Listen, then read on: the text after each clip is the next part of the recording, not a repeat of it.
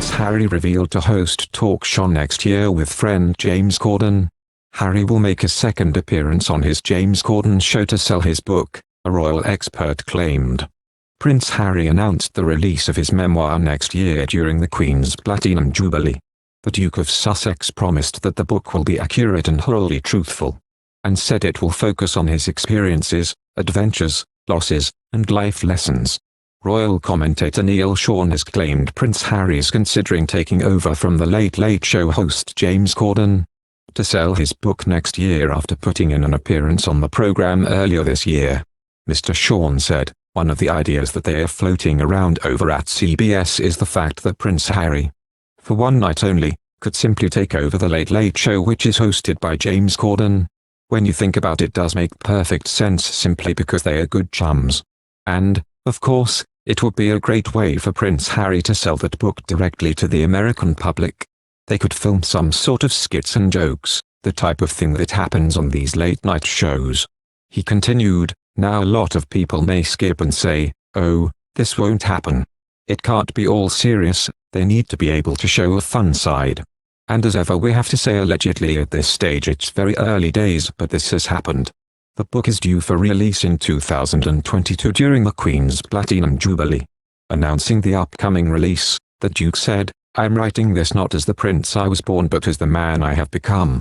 I've worn many hats over the years, both literally and figuratively, and my hope is that in telling my story, the highs and lows, the mistakes, the lessons learned, I can help show that no matter where we come from, we have more in common than we think. I'm deeply grateful for the opportunity to share what I've learned over the course of my life so far, and excited for people to read a first-hand account of my life that's accurate and wholly truthful." The Duke of Sussex made an appearance on James Corden's show in February 2021, and spoke about his grandmother gifting Archie a waffle maker for Christmas. He said, "My grandmother asked what Archie wants for Christmas, and Meg said a waffle maker. She sent us a waffle maker for Archie, so breakfast now, Meg makes up a beautiful like organic mix in the waffle maker. Flip it. Out it comes. Archie, loves it, and now what he does put yogurt and jam on top. I don't know if that's the right thing to do. He loves it." Mr. Corden replied, "You are glossing over the fact, I cannot for the life of me imagine the Queen ordering a waffle maker to be sent to Son. I can't get my head around." The Queen made a rare comment about a great-granddaughter Lilibet Diana during her annual Christmas message to the nation. During the speech, which aired at its usual time of 3 p.m. on Christmas Day, the monarch gave special mentions to the new additions to the royal family this year, which include the Duke and Duchess of Sussex's daughter, who was born in June 2021.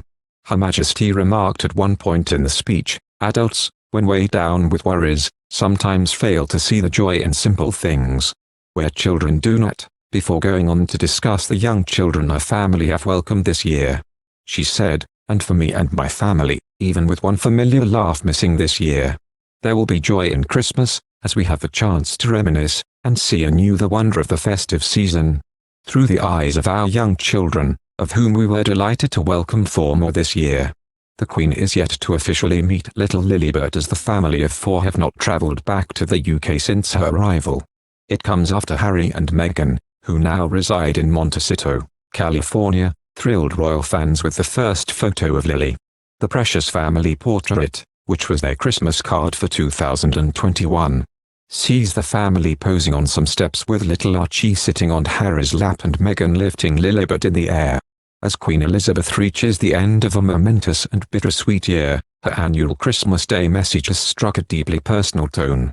The broadcast of the speech, which was filmed earlier this month in the White Drawing Room at Windsor Castle, began with an excerpt of a speech the Queen gave to Prince Philip on their 50th wedding anniversary in 1997.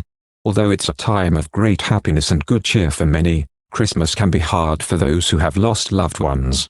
This year, especially, I understand why, she said in her speech on Saturday, which comes 8 months after the death of the Duke of Edinburgh.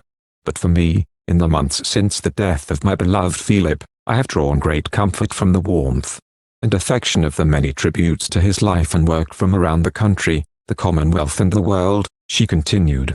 His sense of service, Intellectual curiosity and capacity to squeeze fun out of any situation were all irrepressible. That mischievous, inquiring twinkle was as bright at the end as when I first set eyes on him.